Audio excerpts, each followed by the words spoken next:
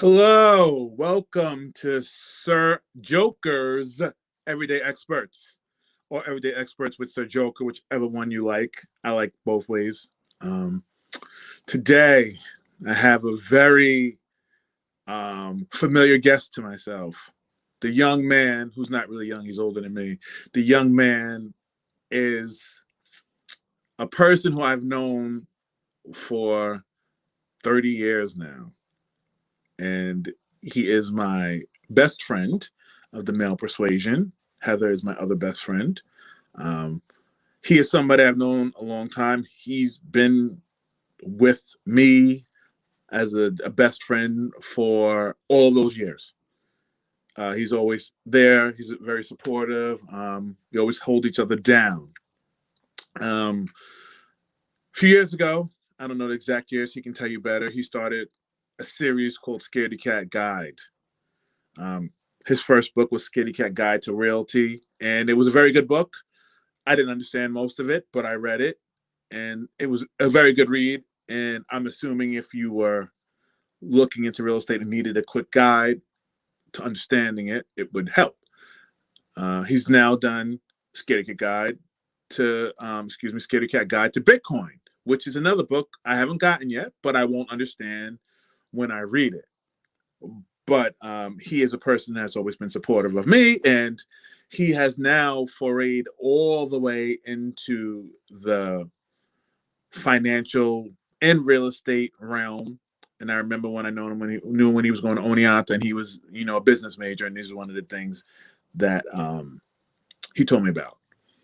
Mr. Mitchell Jaworski is a very interesting person. He is an expert in a lot of things that most of us don't take the time to understand. And sometimes that knowledge is very important. So one of my best friends in the multiverse, I present to you, Mr. Mitchell Jaworski.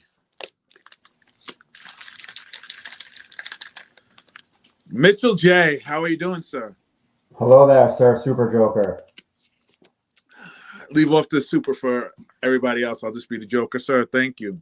All right there, Superman Joker. I know you do.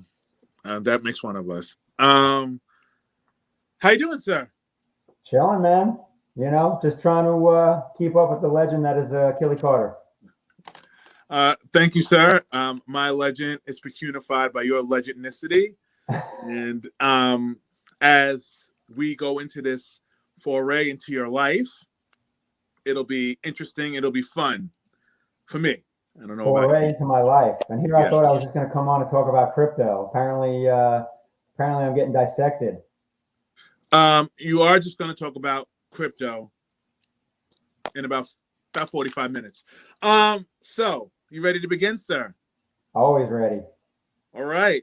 The first question I ask all my guests: if you could be a vampire, werewolf, or wolf, a zombie, ghost, or serial killer, which would you be and why? Seriously? Oh my goodness. I'll go with ghost, because I'm impatient, and if you're a ghost, you don't have to use doors and things. You can just go through walls and whatnot, and you don't have to avoid traffic. So I can travel as I please. I don't have to deal with things getting in my way. I'll go with ghost. Seems very efficient. Impatient is a great way to describe yourself. And wow. A lot of people do like to go with ghost, and I agree with that. All right. So, well, I mean, think about this. I thought about vampire for a second, but I was like, I don't want to live forever. That sounds miserable. Doesn't it? And when I tell people that, they go, "Oh, but vampires have powers." I'm like, I just don't want to. I'm tired from living 43 years already. Right? I feel you. I have friends that are like all about, I'm going to live to 150 with the way medical technology is going. I'm like, you have fun with that. You can check me out at 80. I'm straight. As long as my kids are old enough to be set, I'm good. Exactly. It doesn't necessarily pertain to you. And we will talk about that when we get into the whole Mitchell Yeah, and boy. dating 102, Oh my goodness. kids and stuff. So you have a very diverse background, Mr. Jaworski. So where we will start with is in the beginning. What was your childhood like, sir? What was my childhood like? That's a broad question. I mean, it was pretty average. I mean, I grew up in, blue collar, type of town, as you Mm-hmm. know. Mm-hmm. Um, and I got blessed to meet some really good friends as a adolescent Mm-hmm. who just about all of us still friends to this day. So I did get lucky because I mean, on a whole, I mean, the quality I don't think was overflowing in terms of people. I'm not trying to bash the town we grew up in, but like, you know, I feel blessed in that, I was able to somehow become friends with a lot of good quality people when there was also, just as many people that don't fit that bill. And Mm. considering the what's the word I'm looking for? The volatile, emotional personality I had when I was younger, I'm Mm. actually surprised that these good people were friends with me. Because when I look back, as you grow, obviously through life, and you look back at who you were, and I'm like, I was always a good person, good heart, but I was also like out of my mind and like, you know, just what's the word? I don't know. Theatrical, high maintenance, so to speak, in terms of my emotional swings. Oh, you were a drama queen. Is that Yeah, is that's that the word. Yes, I you was. were a drama queen? Yes, Yes. apparently I was, and I didn't even realize it. So and we're gonna go back to that in 1 second. But did the fact that you grew up, you know, in a single parent house, did that play a role? And I've known your mom my whole life. Your mom's amazing. I call her mom. Shout out to Mrs. Boss if you're watching. If you're not watching, when you do watch it, shout out. She held you down. Did that play a role? Um, I mean, yeah, I mean, listen, we're all products of our childhood. That's the reality. And then as adults, what we do is we basically either we grow from certain things or we unwind certain things, right? So there was a lot I needed to unwind because, um, you know, and a lot of that's me. Like I just had like I didn't realize like all the things that get labeled so easy like now, like I had those things, like like ADHD, like obviously, like shit, I daydreamed nonstop through high school. I still have a short attention span, so I'm doing three things at the same time pretty much always. But also like just even like the like anxiety, like things now that people just label anxiety, right? I didn't realize like that was anxiety, like the things that are almost everyday tasks that I used to be petrified, like literally just petrified to like ask someone for help, like at a department store or something, like, crazy. Like it was so, some of those things I think are just naturally like, you're built the way you're built with the chemical balances you have, right? Yeah. But obviously, kind of like with my dad, for the most part, disappearing, when I was like around like 12 years old. I mean, I still saw him a handful of times after that, but that I think has an impact in that I pretty much had to kind of learn everything myself, or Mm-hmm. through some of my friends in terms of like I remember even like um, I remember there was a couple times there was conversations where like Brian was telling me something about like his dad in terms of like he had something going on. His dad told him like, oh yeah, that no, that happens or this that, and I was like, and like I would take that information like kind of on the second hand. So Mm-hmm. I think that had an impact in terms of, and you see that a lot now in our society. I mean, with a lot of these single parent homes, and especially with a lot of times the father not being present, like it has an impact on our society, and Mm-hmm. I can kind of vouch for that because I don't want to say like it held me back, but it definitely elongated, I think, the curve because there's a lot of things that a father could have taught me that I had to figure out it myself, Yeah. right?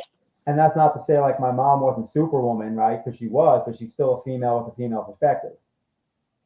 You know what I mean? Yeah. And you know, and I'm almost going to kind of jump ahead on you because I know you're gonna. I apparently something about kids is coming up. this is like when people get into debates with me about like wanting kids, not wanting kids, like I'm like, well, I'm 43. I don't want kids at this point because I don't want to be a grandpa dad, right? But then if they want me alone and like they want to get into a debate over it, I tell them like, listen, I know how I'm built, right? Like I look at what my mom did to keep a roof over me and my brother's head, like Mm-hmm. early on after my dad was gone, like, you know, just sacrificing years of her life, like, and having probably zero enjoyment outside of, providing for her children. And it would break me. I'm not built for it. Like, it would break me. And I was just like, I am never even going to worry about being in that position. So that's just like, another thing where I look at it, I think I try and be as self-aware as possible, right? Mm-hmm. So it's not so much not giving myself enough credit because a lot of people say that. I'm like, no, I think it's just keeping it real. Like Yep. if I think I can handle some shit, like I'll be like, yo, I got this. But if I think there's some stuff where I'm like, yeah, I'm not built for that, and like, I mean, could I drag through it? Possibly, but why the freak would I want to? Like, why do I want to be miserable? Like, you know what I mean? Yep. And that's just like my perspective, you know what I mean? Because like I would be miserable just because I know how I am and how I'm built and what drives me insane. So yeah, I just don't.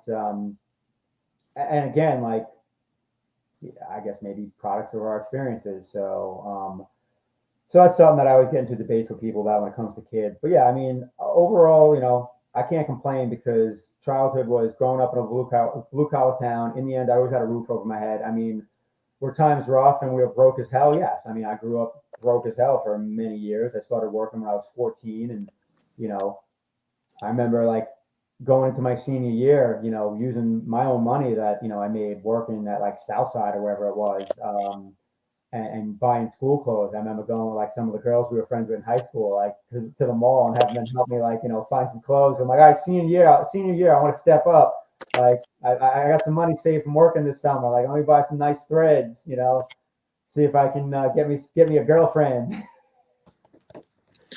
And So that's been I don't want to say a common theme of your life, but that could be a consistent motif, impressing the girls. And I mean, I'm not going to say that you've excelled at that, but you've excelled at that. I mean, if you think so, Of I don't. course. I still So, think I'm underachieving. well, of course you do, because is it fair to say, and this will be my next question, who's been the hardest critic on you in your life? Oh, myself all day. You mean outside of me? Then No. you. You outside of me, you. Thank you, everybody. That's what you want, yeah. Well, No, outside that's of not me, what I you. wanted to hear. I know it's been you, and what kind of how do you get that drive? Because some people might say it's a bad thing, but I would say that it's given you a lot of drive. So here's the thing. It is a blessing and a curse, and it's changed because, when I was like 35 is when I finally got comfortable in my own skin. And it was literally because of a 5-minute morning routine that I got from Tim Ferriss, who like wrote the book Before Our Work Week, and has a podcast that, I've learned so much from. It's the level that Sir Joker can get to for sure. Um, so Gang, gang, gang. Go ahead. Sorry, sorry. it's yeah. So what I actually had to let go of first was the problem was I held everyone to a high standard. Like I held Mm. myself to a standard and I held everyone else to it. And what I realized is that like you end up just being critical of people. And just because you hold yourself to a certain standard doesn't mean anyone you're friends with or that's in your life has to be that on that same standard. It's Mm-hmm. their life. They can live it how they want. They can make their own choices. So step one actually was stop being critical on other people in terms of not holding them to whatever standard I thought they should be living at. Mm-hmm. But part of that was from a good place because I wanted to see all my friends, succeed as much as they could. Like I could recognize their talent, and if they weren't like using it, it would like frustrate me almost. Mm. So I learned to let go of that, and I learned to basically let people like, do you? It's your life, right? But I still had that high standard for myself. So if I wasn't meeting certain things, I would beat the crap out of myself, verbally, emotionally, so to speak. But again, growth, right? Mm-hmm. That's what I had to drive me, like you said. Like that was it. Like if it wasn't for that, I wouldn't have drive. Like that's what pushed me, was that critical, like this is what you're trying to do, this is where you should be, and if you're not there, you're a failure. Keep pushing, right? Yeah. So the scary thing is, if you let that go, do you become complacent? So basically, I found that happy medium when I started giving myself credit. So essentially, essentially, I started recognizing the successes I had, because in the Mm. end, I was always like that final goal type of guy. So like you're looking at the mountain off in the distance, right? And if you're not at that mountain, you feel like you're a failure. Meanwhile, there's a shit ton of milestones on the way there. Mm. And I wasn't celebrating any of those, and I wasn't giving myself credit for any of those. And the way I started to, well, one, I had a good friend, kind of a mentor to me, my buddy Pete down here, that I know from the day trading days. He had called me out one time. We used to go to lunch regularly, like once a week, to brainstorm and stuff. And he called me out. He's like, dude, it's like, do you hear how you talk to yourself? He's like, you sound like you have zero success in real estate. He's like, you have multiple cash flowing rental properties. He's like, you're a successful real estate investor. He's like, but if I didn't know that, I would think you were a complete failure, like based on what you're saying. And that kind of clicked. And it was right around the time when I stumbled across that morning routine, which consisted of three things. And one of them was writing out 5 gratitudes. And it could Every be day. every day. I did it Okay. every day for a year. I like, there's people that do it every day for like, years, or for their life. And at first I'm like, well, that's kind of hard to do. But when you realize you don't have to write about something heavy, you could literally write, I'm grateful for the sunshine outside right now. Right. And some days I would write that. I mean, I live in sunny Florida. But what, Boo. Go hate, ahead. hate, hate, hate, hate, hate. Every day. Never come back to New York, Achille. Just You accept will. it. One day you'll accept it. I won't. You're right. Find me my future wife. I'll move back to New York for her, and then move her to Florida a year later. We're working on it. That's a later topic. Don't worry about it, sir. Anyway, so one of the gratitudes I wrote every single day was, I'm grateful that I have cash flowing rental properties, right? And this is going back, it's actually going back. It's going way back. It's probably like 2015, 16. Right when I was starting to get into crypto. Mm-hmm. And by doing that every day and saying that to myself and being grateful for that, I realized, like, shit, like I am a successful real estate investor. I'm not where I want to be, but I'm already successful. And for some reason, that one was the first one where like something just clicked, and I was like, okay, like I'm getting it done. And then like as I was writing more gratitudes and everything, like it got to the point where I finally just sat back and in essence loved myself, because I was just like, shit, I'm kind of freaking awesome. And that was it. Like, and that was the change. And I mean, I wish it would have happened 10 years sooner, but it happened in my mid 30s. And since then, I've been able to still have that drive, maybe not as intense, but I still have that drive without beating myself up in order to have it. Right. And I always tell people, I just call that becoming comfortable in your own skin.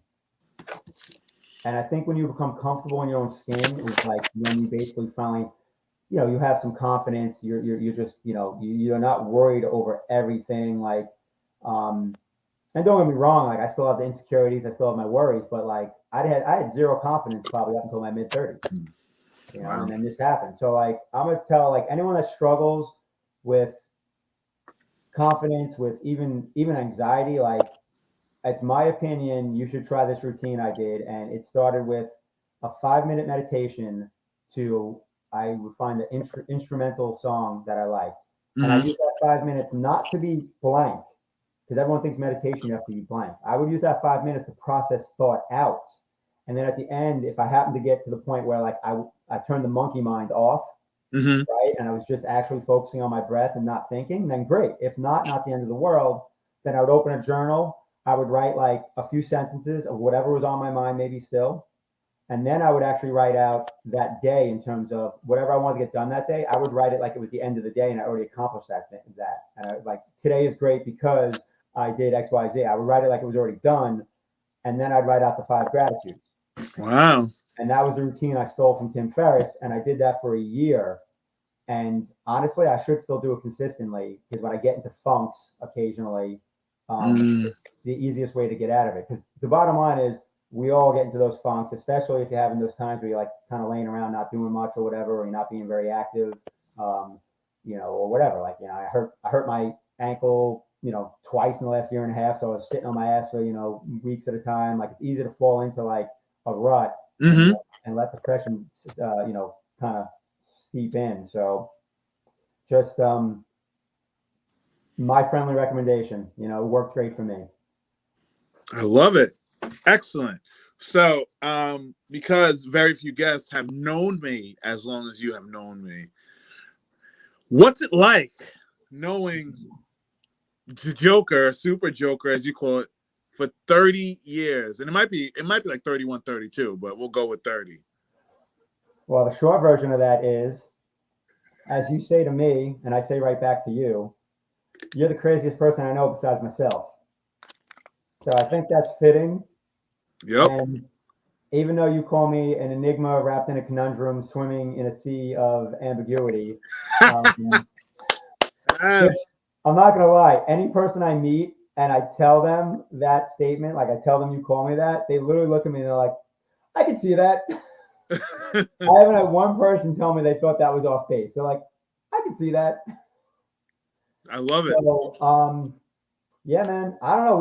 It's been a journey, right? Like, I can't believe 30 years. It's crazy. Like, and obviously early on we bonded over basketball mainly, and then it seeped into poetry because, obviously everyone knows you're a poet, but what people don't realize is that, basically all of my 20s, I was on a hardcore poetry trip. And again, part of that was because I was so emotional, by kind of like settling down and becoming a little more even keel, I actually lost some of that fire in terms of writing. Because like, I used to spill emotions on a page, and like now, if I want to write, like I have to kind of manufacture it. Like it's more creative process than it is emotional process now. So, since that became a thing, that was just another thing we bonded over. You know what I mean? It's like we had basketball, high school, and we played, obviously in college together briefly, and I mean, heck, the whole reason I even played at that school was because, you were there and you're like, dude, come up, play ball. Exactly. So, I got to have that experience, which, in the end, I'm glad I had, even though it was only just a year. And then, like I said, we bonded over the poetry. And then, just also, I think in our group of friends, there was just always that different aspect we had because, you always were, between what you went to school for, between the poetry and all that stuff, you were always more, taking that next like step, that next level into, the emotional state, the mental state, as opposed to, just with your regular friends where you usually don't drill down that far. And like, I've always been someone that's been very open, and it runs in my family. Like the joke is there's no Reader's Digest version of my family. Like everyone, we're all like notorious oversharers in a way. And because of that, like I like talking about that next level, right? So I think we had that bond as well in terms of that conversation that you really don't have with everybody else as much. Maybe you do, but just not, it's not as frequent. And and I always joke and say that I could have easily stumbled down that path of psychology, and like I think I would be good at it. I think I have a You'd be really good at it. But the difference was, because I fell in love with the stock market when I was 18, I was like, yeah, I want to do something where I can make money. What's that? Exactly. Unfortunately, our society's backwards. And if you help people, you don't make money. And if you do stupid shit like with financial numbers, you make a crap ton of money. Yeah, that about sums it up. Yes, Mr. Benton says I have some money in crypto and I'm going to hold despite the current volatility. Hell yeah. I'm holding a bunch, and I got a bunch of it staked that's earning me yield. I love that my crypto is now turning into passive income creation. In fact, it's cool. So, but yeah, crypto is interesting. I don't know if you want to jump into that yet, but I mean, we'll jump into it in a minute, okay. and because I'll give you like 15 minutes at the end to just unload on everybody. To teach and pitch. Yes, amazing to pitch your book. What's it called? Scaredy Cat Guide to Knowing What the Heck Bitcoin Is. And I'll never understand that, but I get it. You actually will, because the whole point of that book is to take someone that knows nothing and in 50 pages have them understand the basics. And that's all it is. And that's the goal. The layman's terms. And I did it with the real estate book too. It's like the starter blueprint.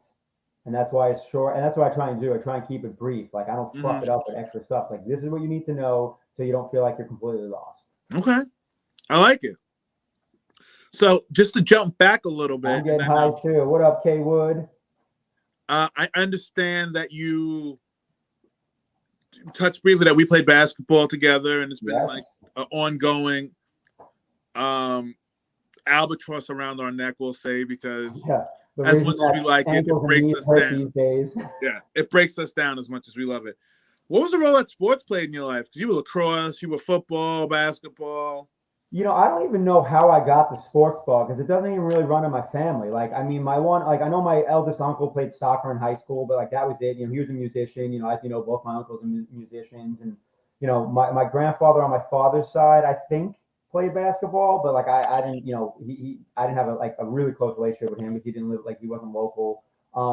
So I don't even know where I got the sports bug from because my dad didn't watch any sports but baseball, and baseball is actually the worst sport I'm at. I did play one year of Little League and did not really enjoy it. But it was my idea actually, and same thing with football and same thing with lacrosse. Like everything I played was, my idea, and not just because I was tall.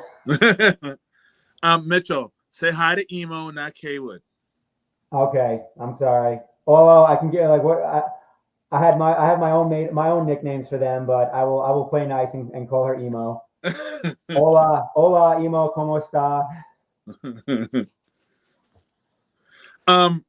So you don't know how you got into it. Well, but you've been doing basketball for how long now? Well, so basketball is another story though. So like you said, I started with football and lacrosse, and then basketball happened more so. Like I remember in junior high, like me, you, and Q, we played ball, and I remember trying out in 7th grade and getting cut and all that, and then 8th grade. Me too. Yeah. 8th grade I played football. No. 8th grade I played lacrosse. 9th grade I played football, and then 10th grade I was going to play football again, but then the budget didn't pass, and we were broke, so there was no like money for like football, so I didn't play football, and that's when going into 10th is when we met the Griffs, right? So. I met Griff. I was 13 when I met Griff, so I met you all about the same time. But I met him at the park. So I met Griff separately, but we started hanging out more in like 9th, 10th grade. What's up, Batgirl? Bat lady. Sorry. So many names, so little time. That's okay. Yeah, I can't. So whatever, going to 9th or 10th. I mean, but obviously we played ball, but as you know, the Griffins were a big reason that basketball became, because football, like with the budget not passing, I didn't play football, and then I remember the budget ended up passing like halfway through the football season. So then we were good for all the other sports. Right. So that is how basketball kind of started. I mean, and then, obviously hanging out with the Griffs, who were a basketball family, and then like, Mr. Griff kind of teaching me like fundamentals and all that stuff. And, and I remember being in my backyard, on my like, makeshift hoop doing form drills for like hours, just like elbow in, like, So, I don't know that if I don't meet the Griffs, if basketball still has as much of an impact, because I wouldn't have been as good, because I wouldn't have learned all those fundamentals. I wouldn't have done all those shooting drills. I would have been, half the player I was, and I wasn't super athletic at all. So like without like those fundamentals of the game, I doubt I would have even made the team.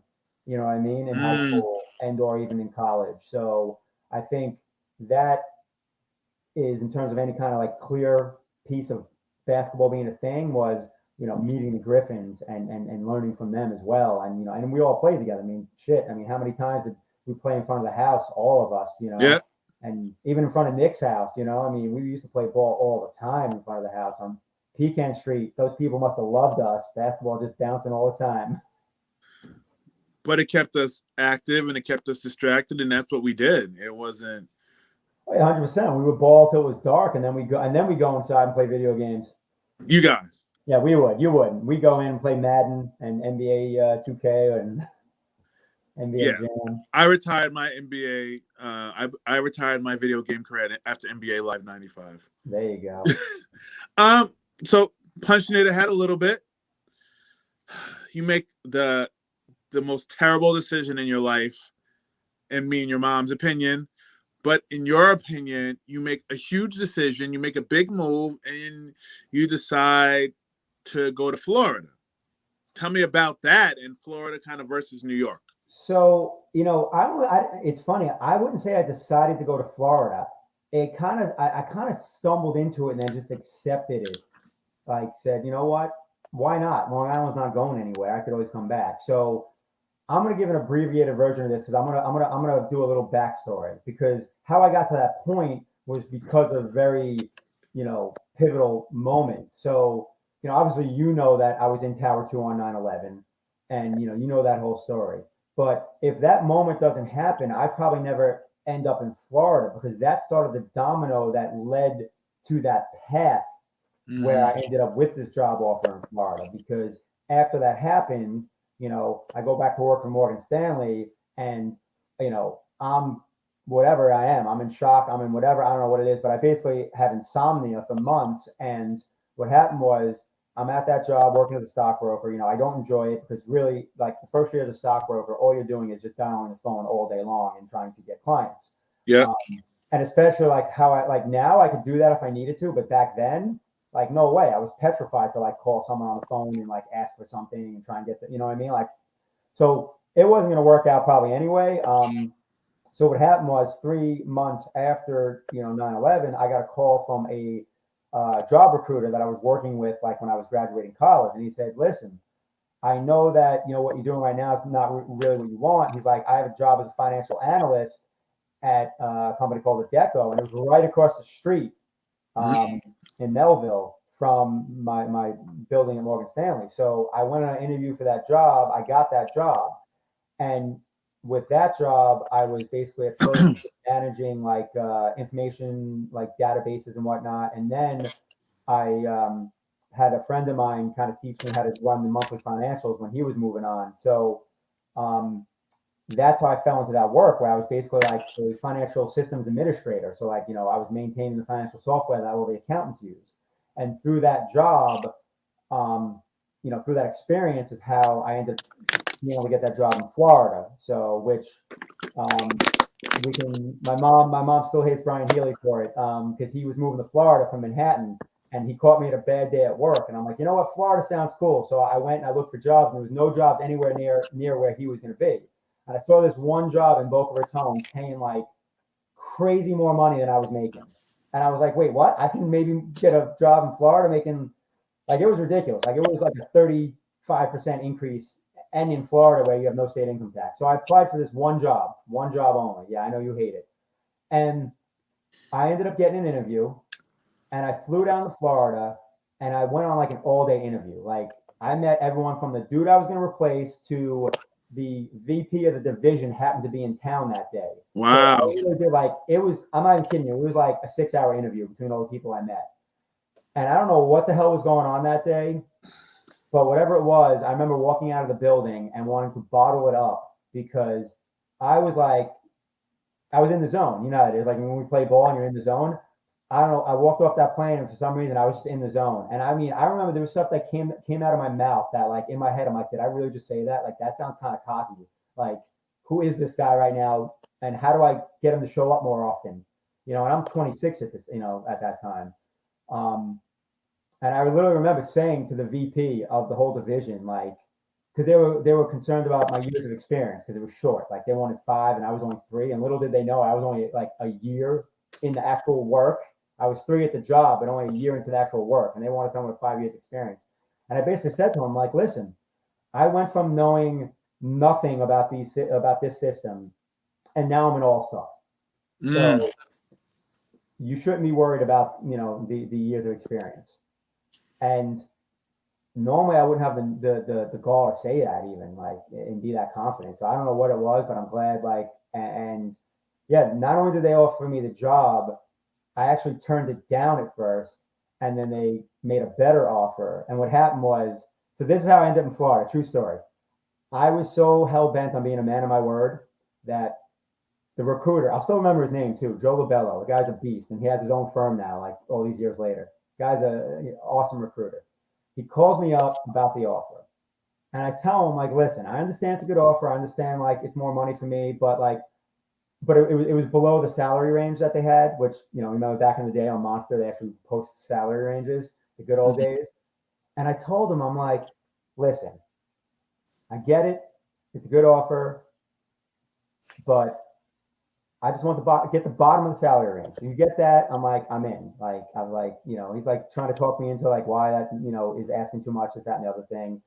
I was like, I get that. I was like, but obviously I was good enough to be offered the job. So regardless of experience, they should be able to at least hit the bottom number of that range. And he's like, all right, I can see what I can do. Hang up the phone with him. In my mind, I just squashed it. It's a wrap. It's done. Like that's out the window. Like that was a fun little trip. I see Florida. I went to a happy hour with some of the people that I would have worked with, and I go back to work. And then I get a phone call about 3 hours later, and I answer the phone. I'm like, "This is Mitch," and he's like, "Mitch, it's Joe." I was like, "Oh, what's up?" He's like, "You're moving to Florida." I was like, what happened?" And he was like, whoa, hold on. He's like, "We're good, right?" I was like, "No, I told you if they get that number, just accept it." Because that's what I said. I'm like, if you get them to give me that number, just accept it. You don't have to call me back. That's how confident I was. I squashed it. So I was like, "No, we're good." And I was like, and then he cuts me off. He's like, "Wait, there's more." I was like, "Wait, there's more? Okay." So not only did he get me the number, he got them to give me a manager's relocation package. And I wasn't going to be a manager. So they paid for they moved me, and they gave me a month's worth of salary for miscellaneous moving expenses. I was like, "You're like the greatest recruiter ever." So I hung up the phone with him, and I'm like, I'm at my cubicle, at my job on Long Island. And I'm just like, all right, I guess I'm moving to Florida. And that's when I said to myself, I'm like, you know what? As I said earlier, Long Island's not going anywhere. I can always come back. Hater. So that's what moved me down. And the irony is I stayed at that job for a year and a half and left it because it wasn't my job in Long Island I hated. It was the career and being a cubicle jockey that I hated. So the problem is once you get a taste of Florida and no winters, it's hard to go back. And you know me, I'm very financially motivated. So no state income tax. I probably like that more than I like the no winters. And my logical brain can't move back to a state with high taxes. It just doesn't make sense to me at all. So you miss New York is what you're really saying, and you're on your way back. No, I'm blessed that I work from home and I can go to New York and visit whenever I'd like, which is why I'm up 3-4 times a year. Because you miss it. You can, that's neither here nor there. We won't quibble about that. I don't miss it. What I do miss is the texture of people, because I'm not going to lie. Like, I truly believe if I never left New York, I would probably be married, because dating in South Florida is hell. And perfect transition. I have plenty of good friends down here. Relationships 102. Relationships 102 with Mitch. Here we go. Now, it's very interesting to know somebody for 30 years and to be able to actually look at the timeline of their relationship. You know who his first girlfriend was, and I think you helped facilitate that. I don't know what you're talking about. It's a true story. So to be there for one and to be here 30-something years later with, I don't know what X number. Now, first question in Relationships 102 with Mitch. What is it like dating in your 40s? Oh my God. Can I just go back to I want to go answer comments. I see John's talking about real estate. I got you, bro. Listen, John, sir, John knows.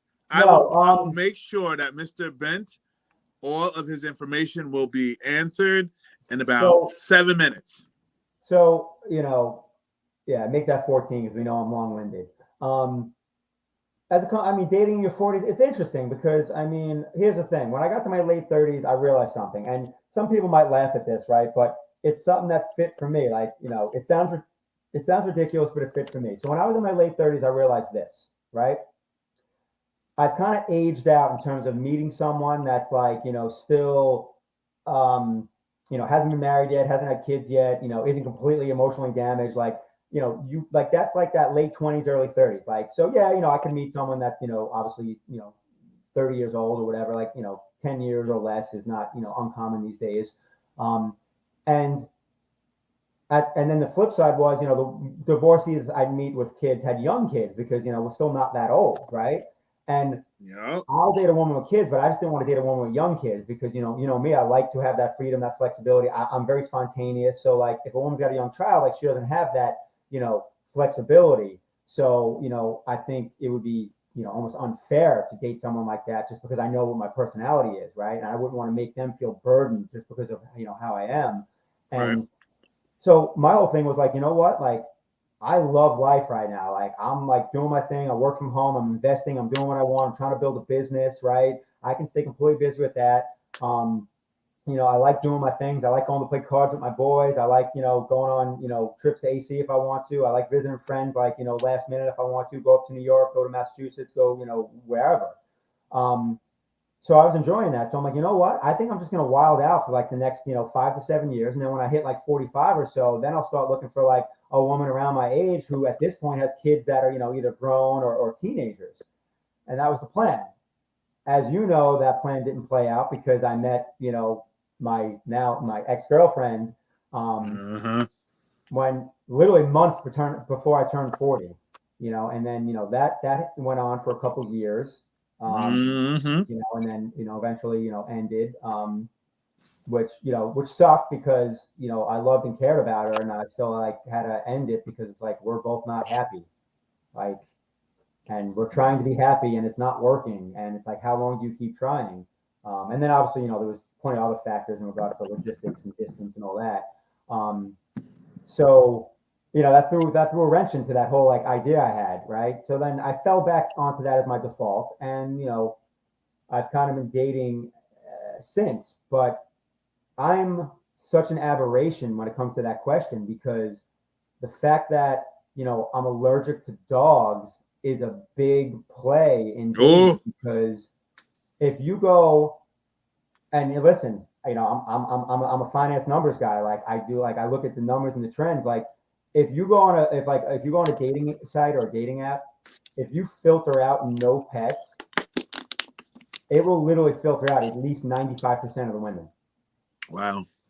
And so my demographic disappears, right? So that's been a journey because what I learned is because I'll date a woman that has a dog. I have no problems with that. I just, if it gets to the point where it's serious, we're not gonna be able to, I can't live with you.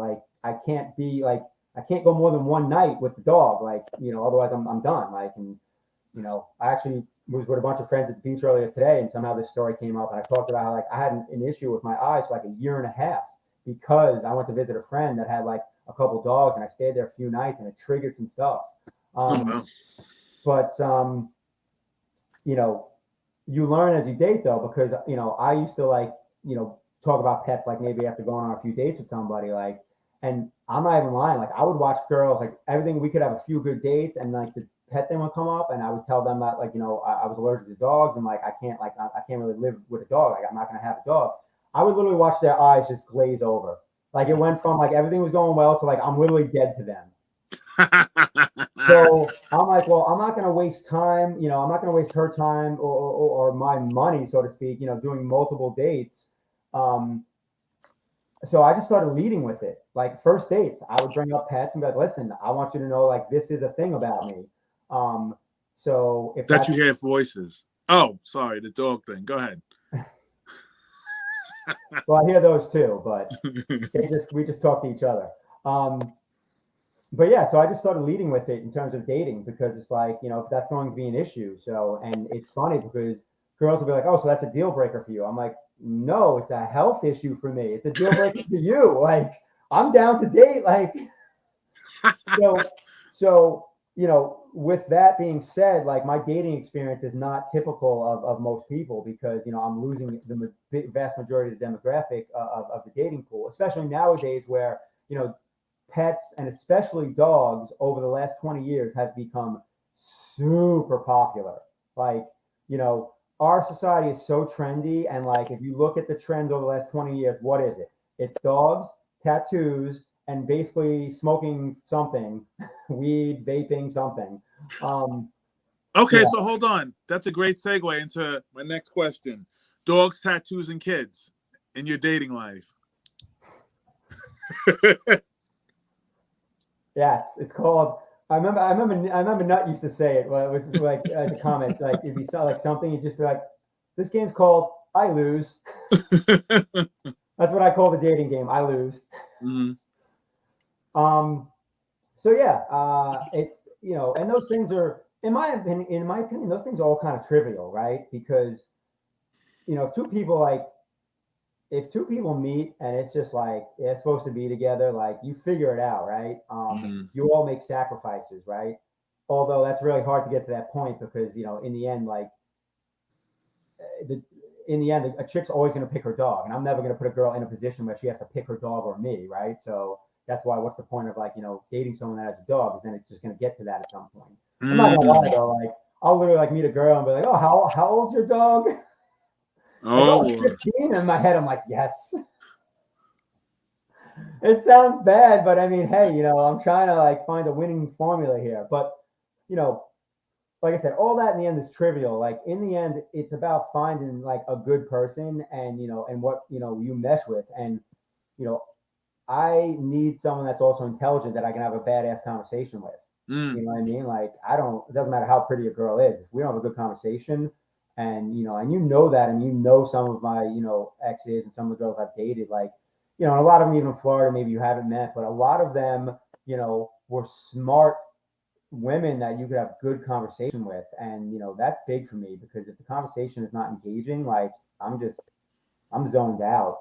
Mm. Um, so that's big for me. And finding someone that is, you know, you can have intellectual conversation with, but that also is, you know, has some substance to them.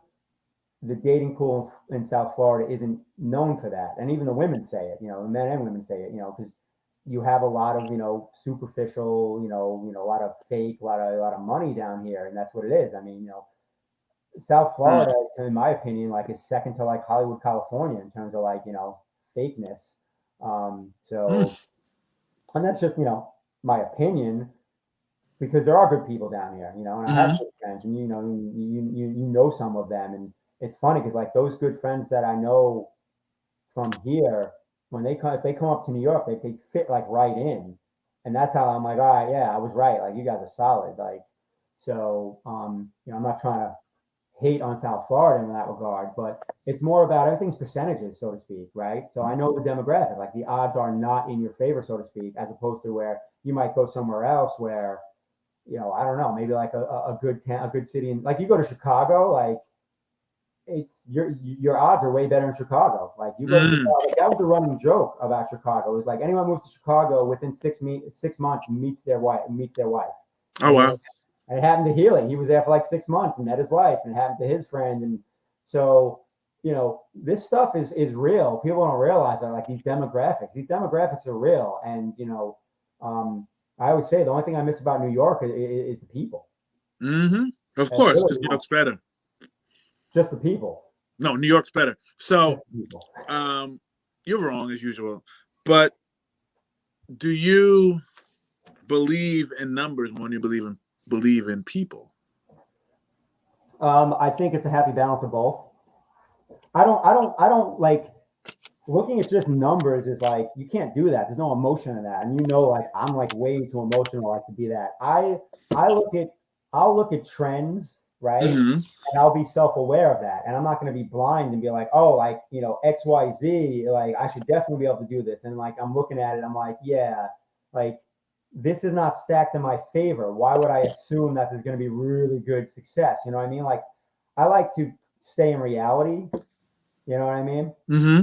So I don't think things are numbers driven. I just like I see these trends pop up, and I'm like, all right, I understand what the percentages are, but that doesn't mean I'm not going to not do something. If there's something I want, Mm-hmm. and even though the percentages might be low, it's not going to stop me from doing it. You know what I mean? I'm not going to be like, oh, like I'm not going to date in South Florida because I know the odds of me finding a good woman, that I click with are smaller, than they are larger. Like that's just dumb. You know what I mean? So, but there's a place for that. It's kind of like with the investing, with the trading, right? It's all probabilities. So I always try and put myself in probabilities where the percentages are in my favor, right? And Hold that's on, hold on. I know you're trying to go into your no, that business. was just that point to like show the difference. I know. Wasn't getting into my stuff. Don't worry. I know you will. You're gonna go into your bag in a few minutes. Change begins at the end of your comfort zone. It's a quote. Is that true for relationships? Change begins at the end of your comfort zone. I feel like I've said that quote on my you might have. I quote a lot of people. It's kind of like, what also goes with that too? What I think is just as impactful, even though it's a different angle, is be stubborn with your vision and flexible with the details. Because we all have a vision of what we want to accomplish. We all have the vision of maybe even like the significant other we want, right? Mm-hmm. But that's like it's a theme. Be flexible with the details, right? Yep. Like Patty fits the vision of the woman you wanted to be with, right? But Patty's a little mean though. But besides that, yeah. Well, so there you go. So she might not fit all the details. Maybe you want to be a little nicer. No. So love you, Patty. Just kidding. But you're right. You're right. So I know you were watching the book launch last week. Love and Poetry still available. Yeah. We were talking about dating and current dating. And you and one of my friends, Kristen, not Kristen that was on the show, a different Kristen, we're going back and forth. So I have a question for you, being that you are more aligned with how I think about dating. Is chivalry dead? Does somebody come by with a shotgun and kill it? My punchline is chivalry is not dead, it's on life support. Why? It's because, and I've had this conversation with a lot of women like that I'm friends with, and they don't disagree. Like that's those examples of like you can't do things that are considered chivalrous anymore because if you do, you like literally get looked at like you're creepy or you're a stalker. Like when we were in high school, if you did not go and pick up a girl at her house, that was like unforgivable. Now for a first date, pick a girl up at her house, you will straight like have the police like at your front door. Oh, humanity is spoiled. I have a question for you. So in my next book, which I'm loosely beginning to write, not really writing, but formulating the ideas in my head, it's my market strategy for it. Do you think guys get off too easy with dating nowadays because girls don't hold them to a high enough standard? I mean, my gut reaction, I want to say yes. Yes. But no, I'm just kidding. Go ahead. Well, I mean, yes, but also kind of no, because all those things we used to do, like, why were those things, like, why was that a thing? Society said that was the way you're supposed to be. Does that mean it was right? I mean, yes. I think it was better, but does that mean it's right? Yes. It's up for debate. So I do think guys have it easier now, right? Because they don't have to, essentially do as much, especially early on. Like, you're not, you know what it is? You no longer have to court a woman.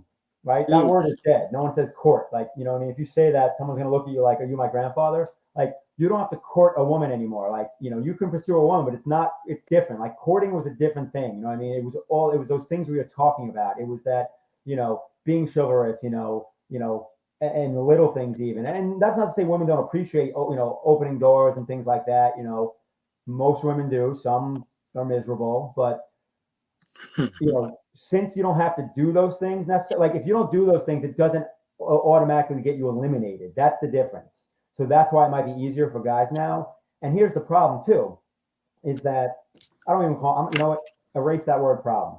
Here's the interesting dynamic is that, like I joke, like I'm a better man now than I was in my late 20s, but I was a much nicer, romantic sweetheart in my 20s. I was very romantic, very sweet, would do special little things, surprise, my girl with like whatever, Yeah. leave a flower and a note on on her window, like while she was at work, she come, like things like that. I don't do really any of that shit anymore. And the funny part is that I still I still treat and respect women. Like I always no matter what situation I've been, whether it's been a casual thing, a serious thing, I always, try and leave a good impression and treat and respect women well. And I think that's a product of being raised by a single mother. You know what I mean? Like because that's just how I look at it. Like I would never want someone to disrespect my mom. So like I'm never going to disrespect someone's, daughter, mother, whatever it is, So that's one piece of it, but in terms of like that sweet guy, that romance, like I don't really do any of that anymore. But the thing is, like, by not doing that and by also being more chill and quote unquote playing it cool, my success is that much better. And it's sort of sad, but I mean it's the whole girls like bad boys, blah blah blah blah. And I'm never going to be a bad boy, but even being indifferent works. And I noticed that from any time I was dating a girl where like I kind of was like, like I was unsure, I didn't really know how I felt. And just by naturally being indifferent, I kind of saw like the results and I was like, holy shit. So basically if you kind of just be indifferent, it's a positive. And I'm like, well, that sucks. Like, because I don't want to I don't want to purposely be like that. But like that's why anytime I've met a girl where like we kind of hit it off, good conversation, all that stuff, but like I'm just not feeling it for some reason. But like they're cool. Like I like talking to them, I'll hang out with them, but I'm just not feeling it. Those women generally seem to, gravitate towards me the most. And I was like, huh, so this indifference thing. And that's because just human nature, right? That's how we are. And I always joke and say, yeah, like overall I'm a better person now, but I feel like I was a nicer person back in the day, but I lived a worse life and worse results than I do now.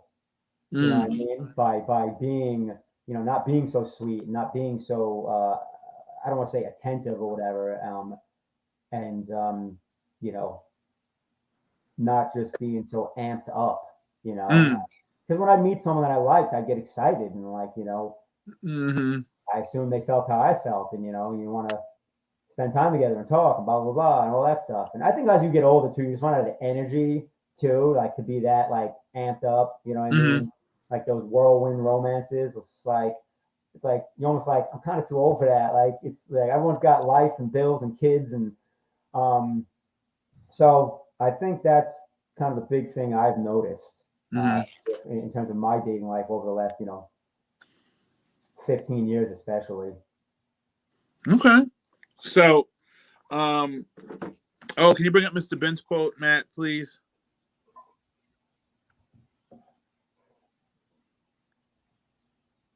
Reject society at all costs. Be yourself. People will either like you or ignore you. Hashtag be an anomaly. I say that all the time. Be an anomaly because I'd rather be the only Achilles, Joker, whatever in the room than be like everybody else. So now the reason why we are here is to hear about the amazing trend of crypto and Bitcoin and all that stuff. But let's lead into that with the how did you get into the idea for the Scaredy Cat guide? I mean, I know the answer, but let's elucidate for everybody else. I mean, so you know me, and it's funny because most people are like, oh, you day traded, you invest in crypto, like you must be like a risky person, a risk taker, and you damn well know like that's not my personality. No. I'm very risk adverse. And I mean, I'm not going to lie, like I probably could have much more success in my investing if I was willing to take, bigger risks. I've learned how to turn up the dial over the years, but there's some home runs I definitely, didn't maximize because of that risk averse nature, that nature of I'm never going to put myself in a position to go broke. But by doing that, Mm. I'm also never going to hit home runs. I'm just going to keep slapping singles. I always joke and say my investing is the Ichiro Suzuki style of investing. I'm just slapping singles to the Hall of Fame.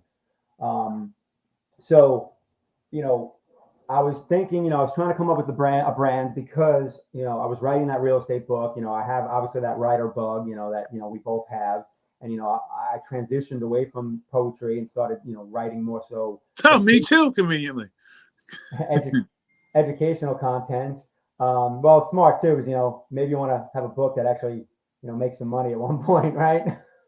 I mean, So, in so theory. it's not obviously a mainstream societal thing, which might be a negative because it probably would make a lot of people be a little less crazy.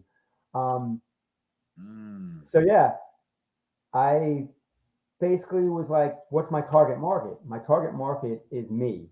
Like Mm. it's risk averse investors, people that are scared to pull the trigger because that was my biggest problem. I was scared to pull the trigger. And I would talk to people like literally I'd be out in downtown Delray, like, at like a bar and like, hanging out and somehow like, a girl would ask me what I would do and I would talk about real estate and then like, oh, I want to buy my own house, but I'm so scared. And like that was the theme that kept coming up. Everyone would always say scared.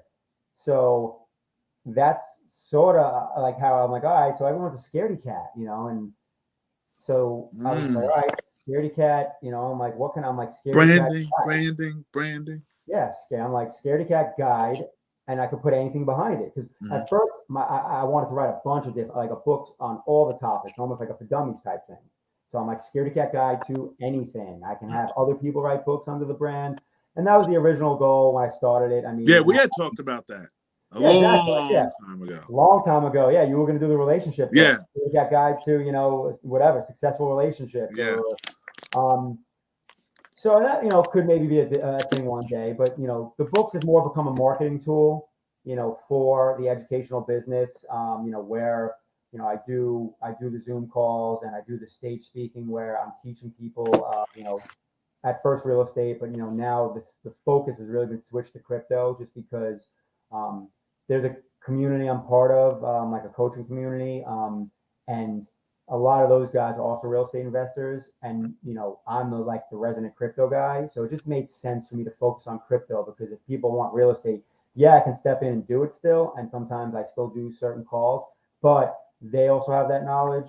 Mm. So that's why crypto became a thing, and it's definitely transitioned because my buddy, he's got his brand is basically called Alchemist Nation, and he's throwing an event in Orlando called the 100 Millionaire Summit, and it's a big like mindset, wealth building principle type of Mm-hmm. event. Like picture like Tony Robbins meets like I don't know whatever specific like real estate investing event you'd go to or something. Mm-hmm.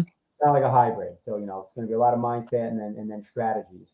So you know he asked me to speak at that, and initially it was going to be real estate, and then crypto just kept happening. So now it became crypto. So you know, in a few weeks, the event's October 22nd. I'll be speaking on the third day. I'll be doing a short presentation on crypto as one of those things, one of those tools, one of those things you can invest in. After you learn all these different principles and mindset and all that stuff because as 90% of successful anything is mindset and Yeah. practice. So if you can be in a room of other millionaires and learn from them, like why would you Mm. not? Like, the running joke now is so we do a call every Saturday morning. It's a free call to 52 weeks of wealth principles. And every week we go over a different wealth principle. And somehow it's turned into a thing where I almost expected to use a rap quote to touch on whatever the wealth principle is. I don't because I dropped a few random quotes a few weeks in a row and it became a thing. But one of them that I always say in general, it's not just on that, but there's a Nas quote where he says, and I'm paraphrasing, the word might be a little jumbled, but he says, Um, you know, nothing's new under the sun. It's all been done. It's not how you do it, it's how it's done. Right. And that's like, and I share that with people to like drill home the point of, you don't have to reinvent the wheel. Like, find people that are already like, and this is for the financial stuff. Find someone that's already a millionaire doing the career, the work, the business that you want to do, and just replicate the model. Yeah. And that's a lot of what it is. Everyone thinks they have to reinvent the wheel, and you don't. And a lot of that isn't just business practices. A lot of that is mindset and like daily habit type principles. And that's what people don't realize. And if you look and study successful people in terms of at least like the financial realm, you'll see so many underlying themes that, like, for instance, so I forget if it was Tools of Titan or another book title from Tim Ferriss, but all it is an interview of like super successful people, like, Tony Robbins, Warren Buffett, all guys like that, people, the dudes that started PayPal, which, Elon was one of them, but like all that stuff. And you'll see some themes. And one of the themes is the majority, Bill Gates was in it. The majority of these people, almost all of them meditate, which was mind blowing to me. All of them are avid readers. They read like at least, I forget what the number is, but it's at least 20 books a year. Wow. Yeah. And that's part of the thing with like the group I'm with. Like, you're supposed to read a book a week. A lot of them do audiobooks, because how can you read a book a week? It's cheating. What happens if you learn better this way? Like me, I prefer to read. I try and do the audio, it doesn't stick. Like, I have to read, so it's not cheating. If you learn better from audio, like, I learn better actually from like visual. That's why reading's better for me. But if I watch a video with audio, I'll learn just as well. So, but these are two of the big themes that were in that, in that book of all these super successful people. If they meditate, like almost all of them meditated, and pretty much all of them read at least 20 books a year. Okay. And that's awesome. Yeah. Like, I can't even like tell you, like, the reading, like, I mean, I think it's true. I mean, I read way more than I ever did, in the younger days. So it really is fundamental. One of the premises behind Everyday Experts, when I pitched it to Mr. Fishbeck, was that people don't give themselves credit for the things that they do every day. Yes. The people that are experts at, I'm trying to think who's in the chat. Matt does all this stuff with audio and engineering and all that stuff. So he's an expert in that. My friend Kristen just popped in. She's been a therapist, social worker for so many years. She's an expert in that, but people don't give themselves credit for what they know. So when I came up with Everyday Experts, well, how people some people every day do stuff and they're an expert at it, but I just don't look at it that way. People don't look at it that way. Not me, but people don't look at it that way. It's so true, because I have people like I suffer from that. I have, my friends and the coaches in that community, like, they tell me all the time, they're like, dude, like, they say, I understand you think it's not like a big deal because you know it. Yeah. And you're talking to people that know way more about crypto than you. He's like, but to us, you're very knowledgeable because you're 5 steps ahead of where we are. So, like, people that are at step 10, you're at step 5, but we're at step 0. Like, so the stuff, not only is beginner, but stuff to us that's definitely expert. So like, don't discredit that because because you're in touch with people that are even further ahead of you. And I think that's the problem, is we always like we feel like if you don't have every little piece of minutia mastered in a field, we feel like you're not an expert. And you know what the reality is? That's impossible. No. No one is an expert in every single little detail of any field. No. So and I've talked to people about this, the way the higher education hierarchy is set up. You're supposed to, in essence, you go to elementary school and you learn, then you go to primary school, you learn more, then you go to secondary school, which is like high school and stuff like that. You learn the basics. Then you go get your bachelor's. The whole point of a bachelor's is I'm supposed to get a general education, and then I'm supposed to have a major where I'm learning a lot about one thing. Then you go into a master's level. Well, it's just what it sounds like. I've gotten I've learned about it. Now it's time to master my field, quote unquote. Then the next level is a PhD. And what does a PhD stand for? A philosophical degree. So exactly in line with what you're saying, I'm supposed to be developing my own philosophy about said subject. So I've been writing this relationship book. How long have I been telling you about this relationship book? It's been a minute. And how many relationships have I been in since I've been in that started writing a book? I mean, I don't remember my timeline exactly, but I mean, Patty might make 3. Yup, close enough. It's 3. Boom, nailed So it. so I didn't go to school for that, but if you've been through everything that a relationship can bring you, well, then how much more mastery of it do you need? And so, like what you were saying, like the point is not to figure out all the minutiae. The point is to just develop your own philosophy about stuff. You know, when it comes to like, we'll bring it back to crypto. Then Mr. Benton had a question. We'll answer in 1 second. But you know, how did you develop your philosophy about investing? I mean, I think part of it is personality. You know, Yeah. I gravitated to the things that fit my personality, and it was more of like that defensive play. You know, like I played more defense than I did offense. You know, and there's nothing wrong with that because I mean, Warren Buffett's most famous quote is the first rule in investing is don't lose money. The second rule is see rule number 1. You know, that's his most famous quote. You know, and he's obviously one of the most successful investors ever. He also, you know, slow and steady, you know, and played the long game and compounding. And that's the thing what people don't realize.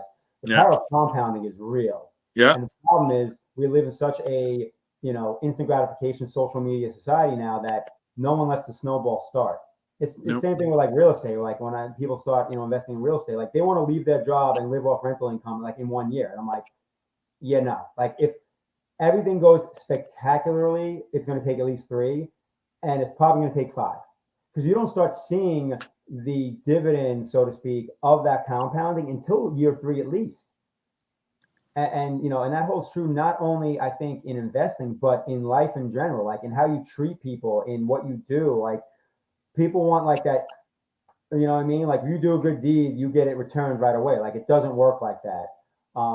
So letting that snowball grow and letting that, because like there's that example where like a penny doubled every day and how it turns into like billions of dollars in like a short time frame. Right. That's real. You know what I mean? Like that's the power of compounding, you know? So I think people, especially, you know, and I say this to myself, is trusting the process, putting in the work, you know what I mean? Doing something that you enjoy so the everyday process doesn't make you want to freaking, you know, jump off a building. I think that's important. And then letting all those days compound into something larger. And then, you know, as you get that accelerant where like now, you know, that same thing you normally do has 10x the impact it did on day 1 now in year 5. Right. You know what I mean? I think that's something that should be focused on more because I think it's getting lost because we live in that get rich quick. You know, you see these 21-year-old kids on like, you know, whatever TikTok with like 50 million followers telling people which cryptos to buy and like, you know, they got their affiliate link for something and they're making crazy bank from that. And that circles back to what you talked about with experience, right? So I think the reason I teach more now is because I only know how to teach from experience, right? And I tell everyone, I'm like, listen, this is my experience. You can take away things from it, but when it comes to, you know, when it comes to people, when it comes to investing, we all have completely different goals, different risk tolerance, different points of view, different lifestyles.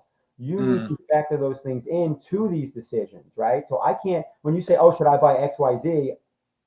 I don't know because I don't know your life. Like if you give me a little detail, like I'll give you an opinion, Right. but you know, and I get that a lot in crypto. So I have kind of an overarching answer to that with the crypto. I'm just like, listen, if you're not willing to hold 3 to 5 years, and if it's money you care about, then don't. You know, I always tell people like Vegas money, you know, like money you take to Vegas, you can like throw that into crypto and forget about it. Look back in 5 years. Because that's like the most baseline universal answer I can give. That's also, you know, prudent in terms of like safe, so to speak. You know what I mean? But And I actually made a TikTok joking about it with one of like there was a Jay-Z song that got popular, and I was like, all right, I'll jump on a trend for once, and I literally put like, you know, 20-year-olds on TikTok telling me which cryptos to buy, right? And then like the whole thing is okay, like so. I don't want to discount younger people. Like I'm not going to say I can't learn something from a 21-year-old, right?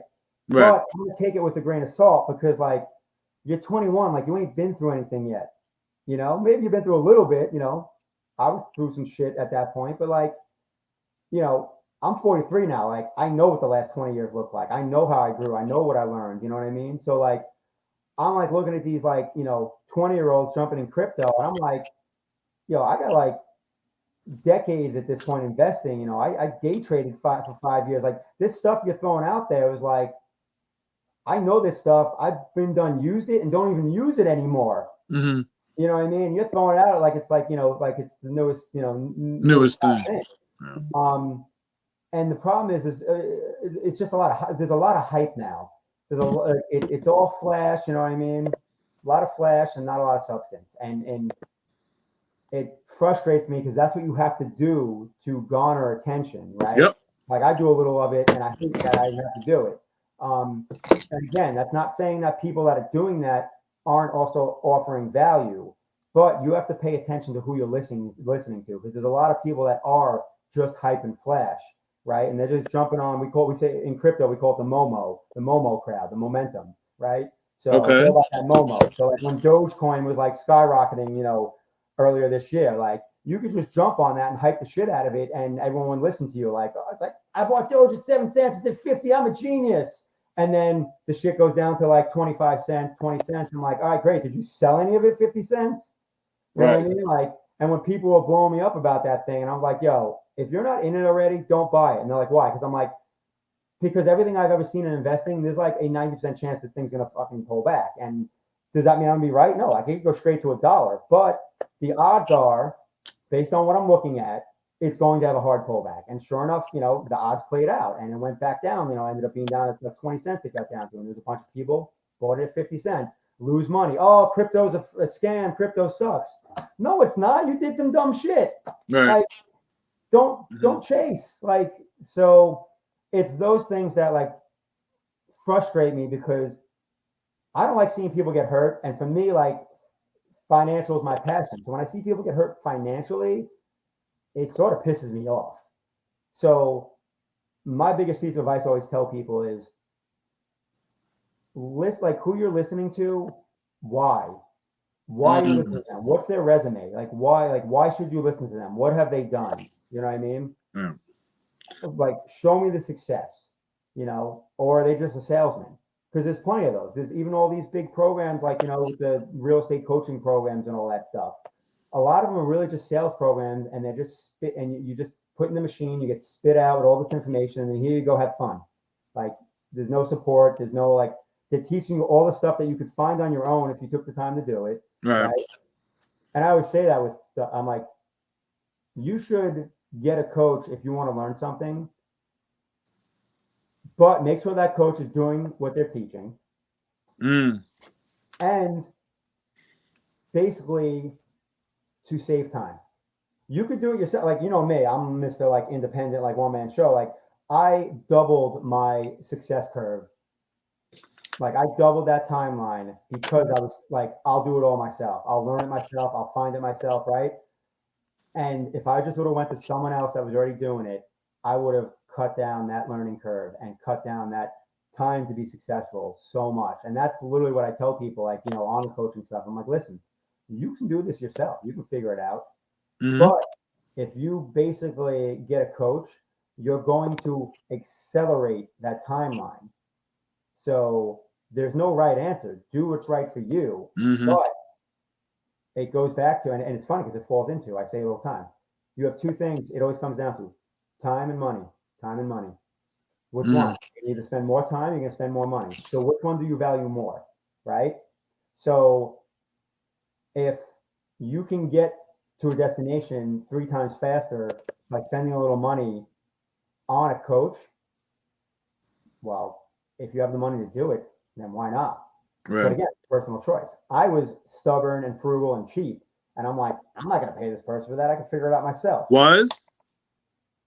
I'm a lot better than I used to be. I know how to spend money now a little bit. I tend to spoil my friends when I can. That just happened recently. Oh, what do I got? I lost the killer. I got Matt. What's up, Matt?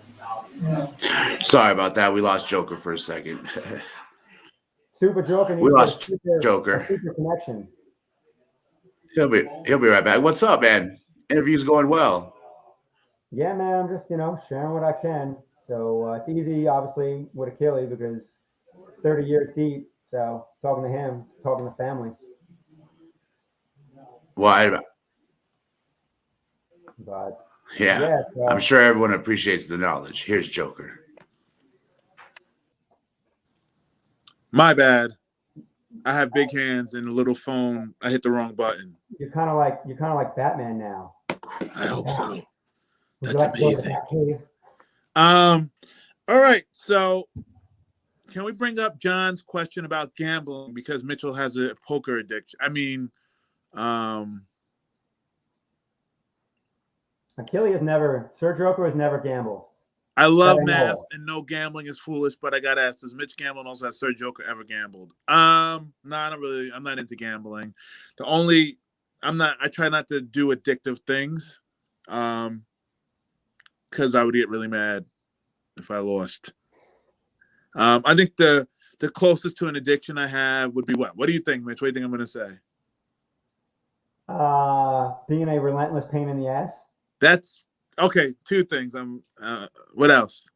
I actually, believe it or not, I wrote a poem like a few weeks ago for the first time in years. So I met up with an old friend I hadn't seen like in I don't even know how long, 17 years, whatever it was. And her personality, like talking to her, I laughed. I'm like, I have a friend like you, and she's like, really? I'm like, yeah, his name's Achilles. And she's like, what do you mean? I'm like, because he's relentless. You get into it. It's like anything. Like I call you Superman. Like no, you're Superman. No, you're Superman. Like you will not give up until the other person does. Like relentless. So, but that also has its positives, and why you're basically such a good friend in terms of helping friends, being there for them, talking through things with them. Part of that is driven by that relentlessness. So that's my label for you, relentless. Thank you. Mr. Bent, I would say the closest thing I have to gambling or an addiction is tattoos. Agreed. Yeah. Yes. Fact. He's addicted to being relentless and getting more and more tattoos. That is true. Which, as an investment person, drives me insane because all I see is money going on his body, and I'm like, bro, we can be investing that like towards your retirement for a better life. But why can't my life be better now? Why can't I be happy with my tattoos? And you can be happy with your tattoos. That's what makes you happy, and that's all that matters.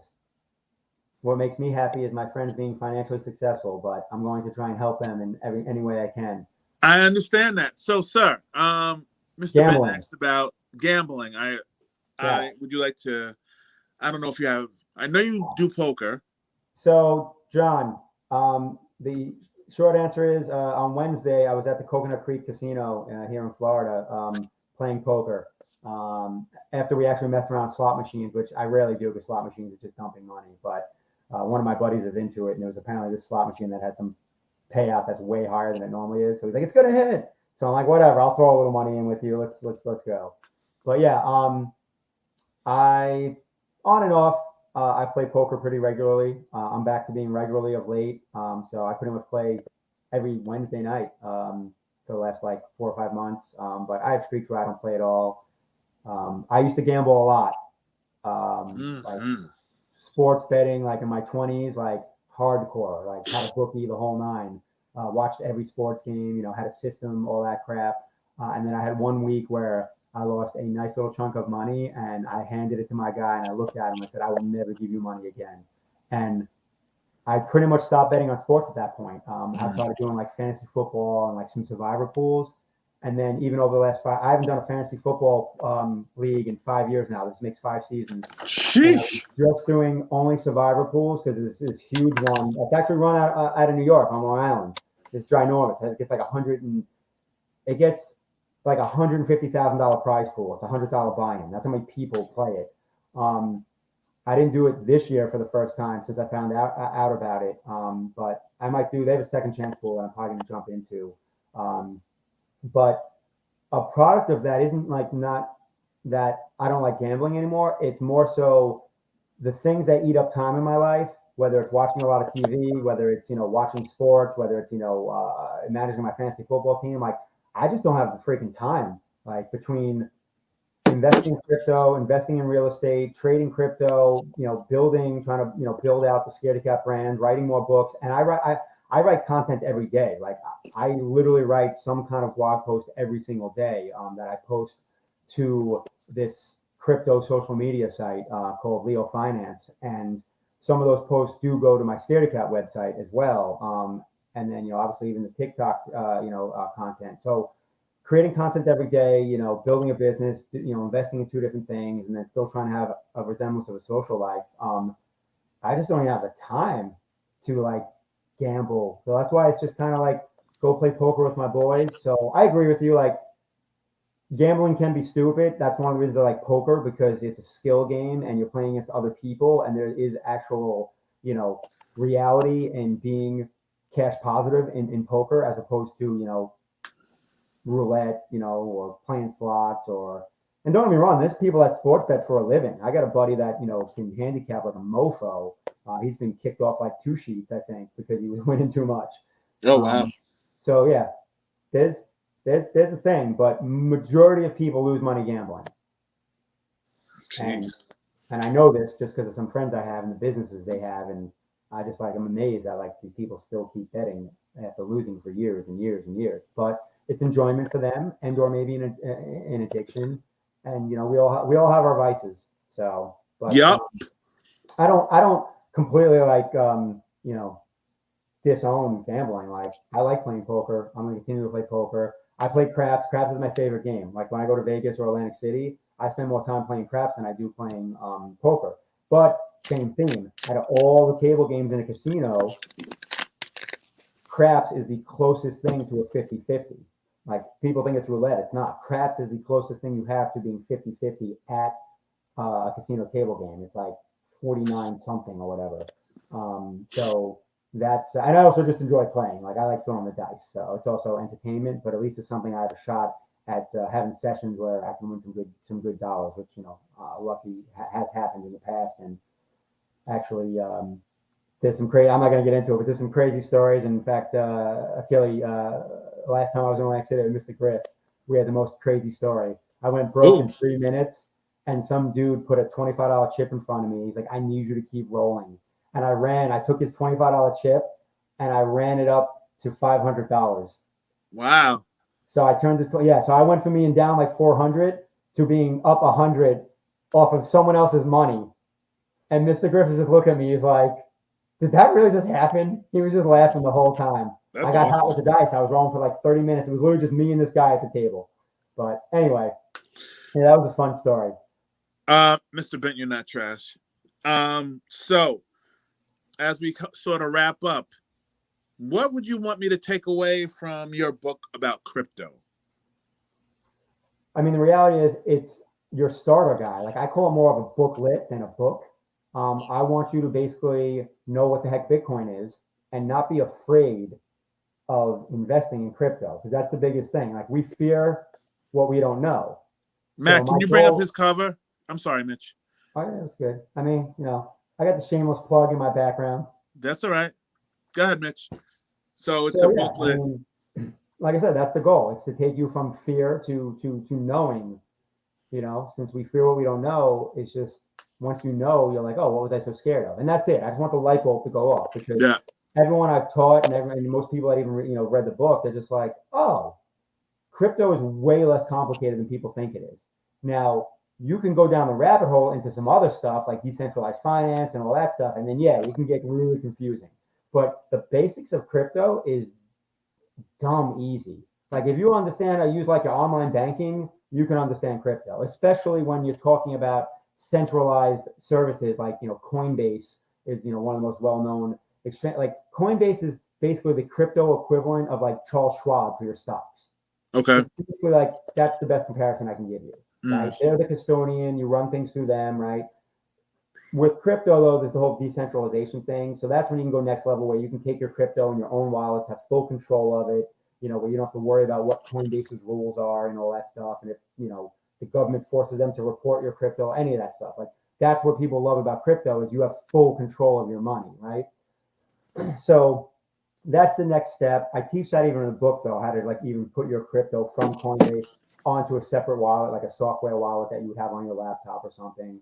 And the key things you need to know, like the key password phrases that you need to keep so you don't basically, lose your Bitcoin. Because everyone hears those news stories about man in the UK is trying to let garbage dump, let him dig up half the dump because he has a old computer that has 100 Bitcoins on it. And I'm just like, or if he had his secret phrase, he could just import that off the blockchain in a new wallet on a new laptop. So to you, but thank you, news, for scaring everyone away from Bitcoin. That's totally false. Like just because that dude messed up doesn't mean that's how crypto is. So, and that's what I try to enlighten people with. I'm like, what happens on the blockchain stays on the blockchain. It's the opposite of Vegas. What happens on the blockchain stays on the blockchain.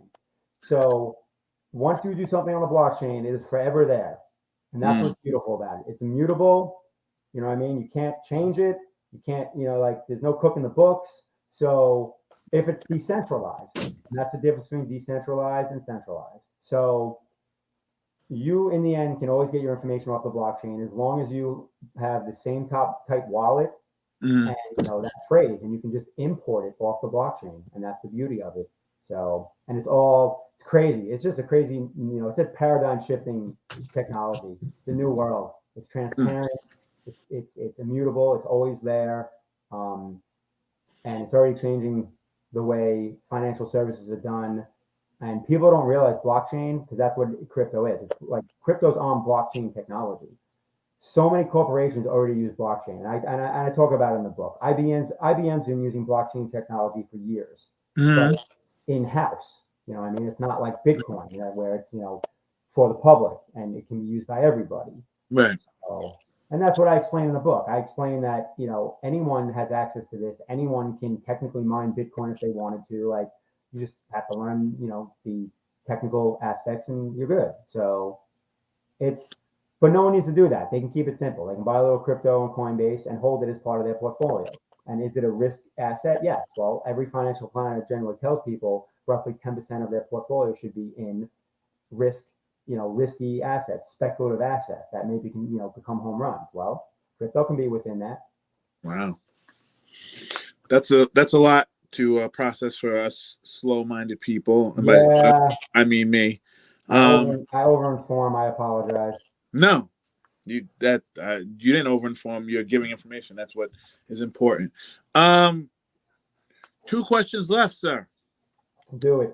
First question: if 10-year-old Mitch, 20-year-old Mitch, 30-year-old Mitch, and 40-year-old Mitch sat down and had dinner, what would it be like, and what would the conversation probably be? The conversation would be a hot mess and should be live streamed, because people would pretty much be in tears laughing at the ridiculousness that would be.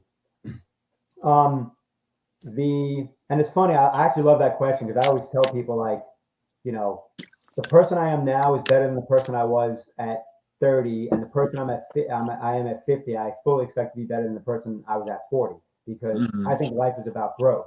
And I'm not going to say, like, if you're not growing, you're dying. I think that's a bit extreme, but I think life is about growth. If you want to, I don't know, enjoy life. Arrested Development's a thing. You could be the same person your whole life. I know people like that, they're in their 60s and they're the same person they were at 22. It is what it is, whatever makes you happy. But that would be multiple different things. 30-year-old Mitch would tell 40-year-old Mitch, buy real estate now.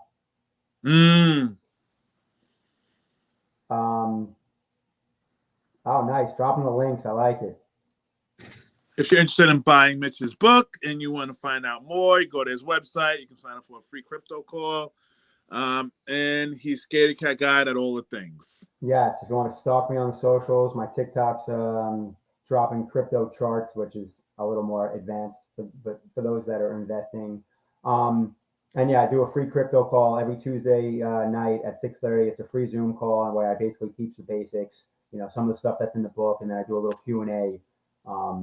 And we started that a couple weeks ago, which, obviously in the end is a lead gen because I have a private subscription-based call that I do for people that are like actively investing and, want to be more in touch with what's going on in crypto because, dude, crypto, like a week in crypto is like 3 months and everything else. It's crazy. Like it's a,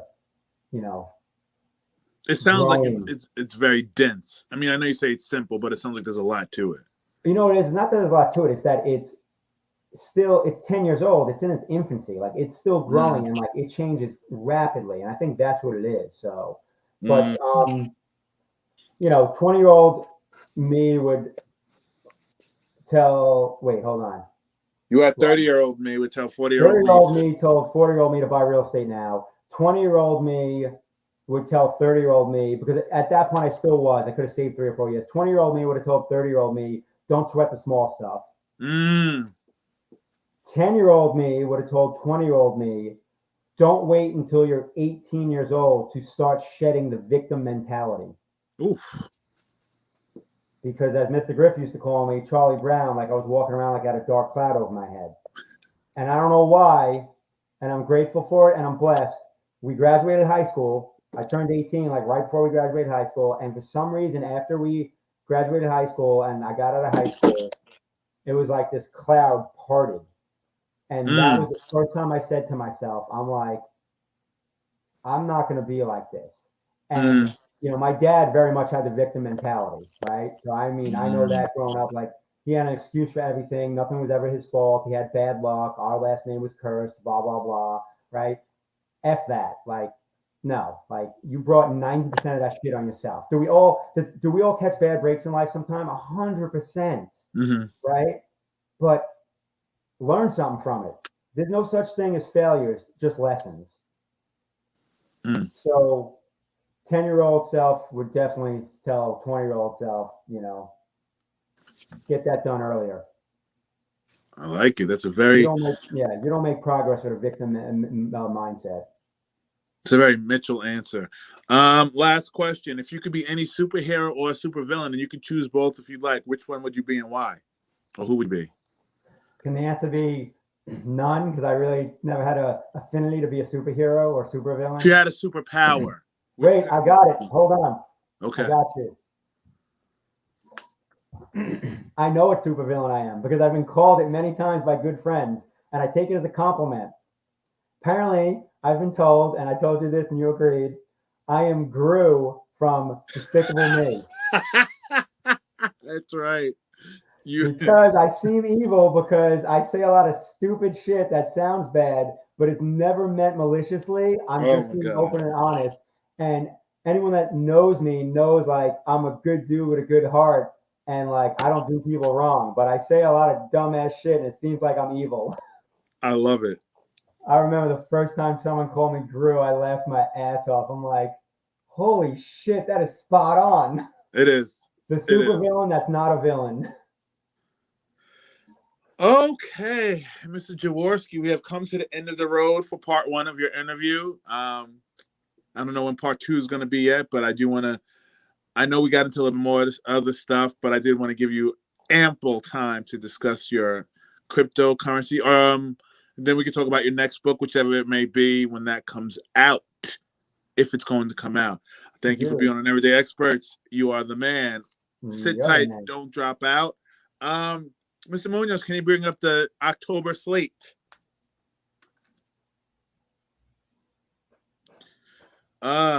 Next week, Saturday, is Daniel Martinez, aka the Comic Book Whisperer, and the person who is part of the Next Issue podcast. We have Mr. Hopner coming on the 13th, Mr. Best the 16th. Yes, right. We have Joy, my tattoo artist, who Mitch thinks I invest too much money in, And on the 30th, we have the mental health roundtable. You can actually join that, Mitch. I think that would be good to have somebody who is not in the field per se. I'm down. Yeah, we'll talk about it. Thank you, Mr. Munoz. So, there's a quote: "Progress is impossible without change, and those who cannot change their minds cannot change anything." George Bernard Shaw. As they say, everyone becomes psychotic in his or her own ways. Thank you for joining today. Like, subscribe, hit the notification, come back and view it 1,000,000,000 times. Pass the word out. Can you bring the information up for Mitch's book again, please, Matt? Let's go to Amazon. Oh, I hate sending people to Amazon. I'd rather they buy it from me. Thank you. That is Mitch's book. That's information. So, thank you for joining Everyday Experts. Nano, Joker out. Mitch, don't go. I'm not going anywhere. Okay. I